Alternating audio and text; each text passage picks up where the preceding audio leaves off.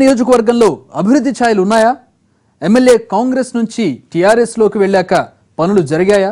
111 జీవోతో నష్టపోతున్న రైతులకు ఉపశమనం ఎప్పుడు?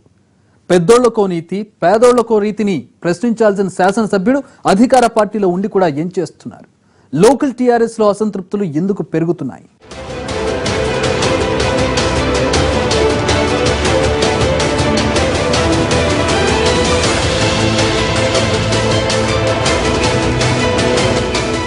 రంగారెడ్డి జిల్లా చేవెళ్ల అసెంబ్లీ నియోజకవర్గం 1962లో ఏర్పడింది. తొలి నుంచి జనరల్ గా ఉన్న సెగ్మెంట్ 2009లో ఎస్సీ రిజర్వ్ అయింది. ఎస్సీ ఓటర్లు ఎక్కువ సంఖ్యలో ఉండగా తర్వాతి స్థానంలో బీసీలున్నారు. అందులోనూ కుర్మలు, మత్స్యకారులు ఎక్కువ. చేవెళ్ల, మొయినాబాద్, శంకర్పల్లి, నవాబుపేట, షాబాద్ మండలాలు ఈ సెగ్మెంట్ పరిధిలో ఉన్నాయి. ఓటర్లు 195,975 మంది. ఇసుక, కంకర్ రాయ్, ముల్తానీ మట్టి, బిల్డింగ్ స్టోన్ వంటి సహజ వనరులు ఇక్కడ ఎక్కువగా ఉన్నాయి. రిజర్వ్ అయినా ఇప్పటికీ దివంగత నేత ఇంద్రారెడ్డి కుటుంబ ప్రాబల్యం ఉంది. అభివృద్ధి పనులు ఎక్కువగా జరిగింది ఆయన హయాంలోనే అన్నది స్థానికంగా చెప్పుకునే మాట. 2014లో కాంగ్రెస్ తరపున ఇక్కడి నుంచి గెలిచిన యాదయ్య తర్వాత కారెక్కేశాడు.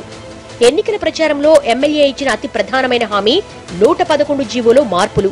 అందుకోసమే అధికార పార్టీలోకి వెళుతున్నానని కూడా చెప్పారాయన. ఇంతవరకు పని మాత్రం జరగలేదు. నియోజకవర్గంలోని 84 గ్రామాలు ఆ జీవో పరిధిలో ఉన్నాయి. ఉస్మాన్ సాగర్, హిమయత్ సాగర్ కు బఫర్ జోన్ లో ఉన్నందున ఆయా గ్రామాల్లో 2 అంతస్తులకు మించి ఇళ్లు కట్టడానికి వీల్లేదు. కానీ జీవో పేరుతో చిన్న సన్నకారు రైతులను ఇబ్బంది పెడుతున్నారు తప్ప పెద్ద రియల్ ఎస్టేట్ కంపెనీలకు అనుమతులు వస్తున్నాయన్న అసంతృప్తితో ఉన్నారు స్థానికులు.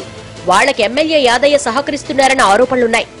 ప్రాణహిత చేవెళ్ల ప్రాజెక్టును రీడిజైన్ చేస్తున్నారన్న వార్తలపై ఆగ్రహంతో ఉన్నారు రైతులు. రుణమాఫీ విషయంలో అసంతృప్తి ఉంది. సర్కారు మాఫీ చేసిన రుణం బ్యాంకులకు వడ్డీ కట్టడానికే సరిపోయిందని, తమకు ఒరిగిన ప్రయోజనం ఏదీ లేదంటున్నారు. హైదరాబాద్ కు తాగునీళ్లు అందించే జంట జలాశయాలు పక్కనే ఉన్నా చేవెళ్లకు మాత్రం మంచినీళ్లు లేవు. హైదరాబాద్ కు తాగునీరు అందిస్తున్నటువంటి 2 చెరువులు కూడా ఈ కాన్స్టిట్యున్సీలో ఉన్నప్పటికీ చేవెళ్లకు తాగునీరు లేదు. జీర్ణావస్థలు ఉన్నప్పటికీ కూడా ఇప్పటి వరకు ఒక చుక్క నీళ్లు మంజీరా నుంచి అందలేదు.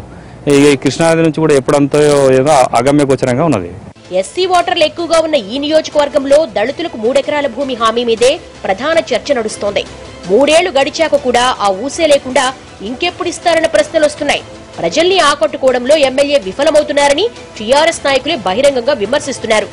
ఆ పెండింగ్ లో ఉన్న పనులు ప్రాణహిత ప్రాజెక్ట్ అని గాని, లేదు ఇంకా ఈ 111 జీవో గాని, పేద ప్రజలకు అందవలసినటువంటి నిధులు గాని చాలా మాత్రం ఇంకా పెండింగ్ లో ఉన్నాయి. కంపల్సరీ గవర్నమెంట్ చేపట్టవలసినటువంటి అవసరాలు ఉన్నాయి. పట్టుదలతో చేస్తేనే అయితే తప్ప వాళ్ళు పట్టుదలతో పోవడం లేదు. ఆ యొక్క అభివృద్ధి కొంచెం అట్లాగే ఉన్నది. అది నెరవేరుస్తారని కూడా మాకున్నది, కానీ దాన్ని శ్రీయం దృష్టికి తీసుకుపోవడం లేదని మేము అనుకుంటున్నాం. నియోజకవర్గంలో ప్రధానమైన పుణ్యక్షేత్రం చిలుకూరు బాలాజీ ఆలయం. మెయిన్ రోడ్డు నుంచి చిలుకూరు దాకా 3 కిలోమీటర్ల మేర రోడ్డును వెడల్పు చేయిస్తారని యాదయ్య ఇచ్చిన హామీ నెరవేరలేదు. 3 కిలోమీటర్ల కోసం పర్మిషన్ తీసుకురావడానికి 3 ఏళ్లు సరిపోలేదా అని అడుగుతున్నారు స్థానికులు. గుడికి బాలాజీ టెంపుల్ వచ్చే జనాలు కూడా అక్కడికి వెళ్ళి వచ్చేటోళ్ళంతా అదే రోడ్డు మీద వస్తారు.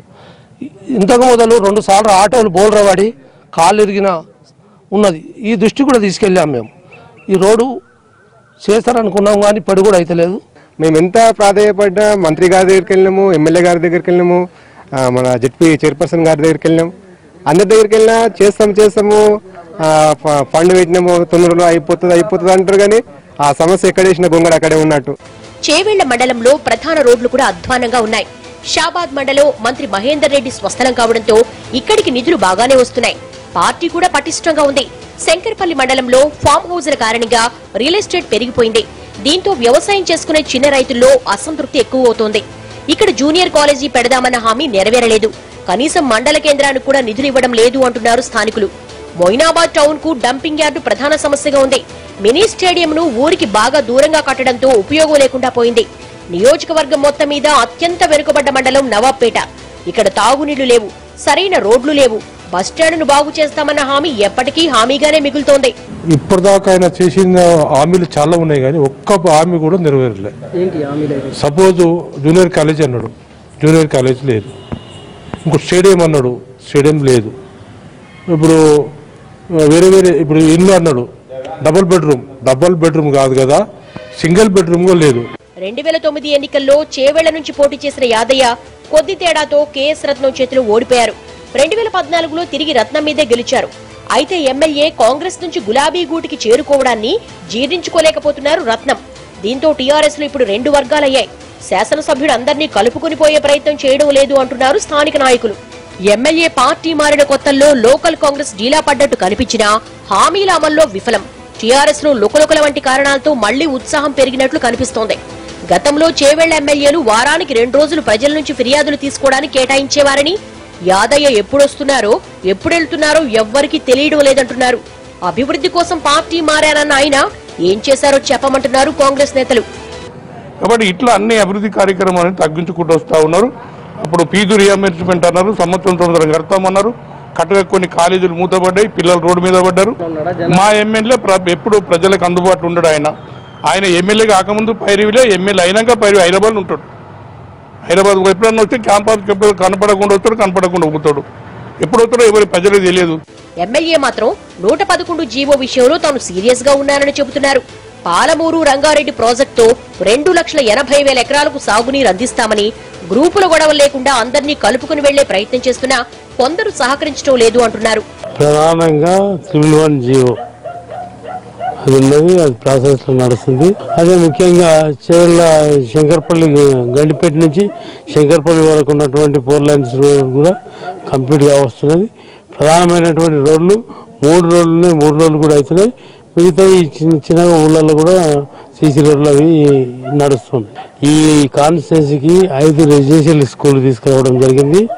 2 SC residential school, 1 BC residential school, 1 minority residential school తీసుకురావడం జరిగింది. నాగిరెడ్డిగూడ నుంచి కవ్వగూడ శంషాబాద్ కలిపేది రోడ్డు 5 కోట్ల బ్రిడ్జి కూడా శాంక్షన్ అయింది. ఫౌండేషన్ స్టోన్ కూడా వేయడం జరిగింది. చేవెళ్లలో ఒకప్పుడు టీడీపీకి గట్టి క్యాడర్ ఉండేది, కానీ ఇప్పుడంతా ఎటు వాళ్ళు అటు వెళ్లిపోయారు. బీజేపీకి బలం ఉంది, కానీ గెలిచే స్థాయి లేదు. దీంతో పోరు ప్రధానంగా కాంగ్రెస్ టీఆర్ఎస్ మధ్య ఉంది. వచ్చే ఎన్నికల్లో ఎమ్మెల్యే వికారాబాద్ కు మారే ప్లాన్ ఉన్నట్లు కూడా ప్రచారం జరుగుతోంది. ఇది పార్టీ కేడర్ లో గందరగోళానికి దారితీస్తోంది.